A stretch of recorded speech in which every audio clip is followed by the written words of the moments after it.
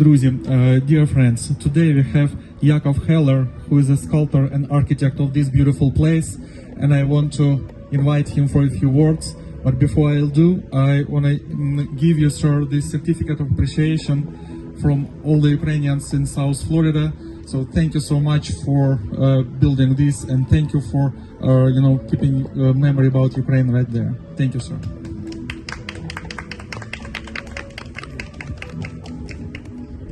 My father, who was looking over me, who was born in the Ukraine, in Tarnopol, in western Ukraine, but he was lucky enough to have left before the Holodomor in 1917.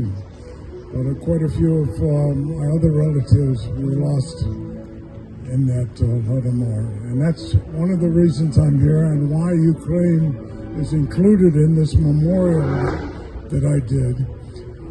Along with the Holocaust, my three daughters live in Israel, and they are third-generation Holocaust survivors. Their grandparents, both of them were in Auschwitz, and they were liberated, actually, by the Russians, not the Americans, but the Russians. And that was in 1945, and they went to Israel. They were in displaced persons camps in Cyprus, Greece. They were sent back from Israel, and they finally made it to Israel in 47. And my mother's buried in Israel, and my sister and nephews. But we did lose people in the Ukraine also, and what's happening now, it's like history is repeating itself. And that's what one of the main reasons that I've made this Holocaust memorial, not just a Holocaust memorial, but all the genocides of the 20th century are included in this memorial.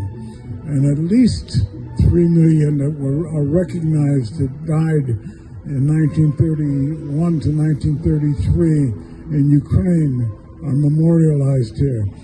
And the bronze plaque above that particular memorial, Einstein, who made a statement, actually in 1949, he said that one day the media will be taken over by the wealthy, and the public will not have an informed opinion.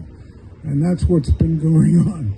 And Russian disinformation that wouldn't even allow that famine, that terrible forced famine that killed many more than those 3 million that are recognized.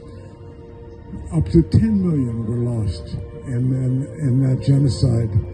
And it was a genocide, and a forced genocide by the Russians.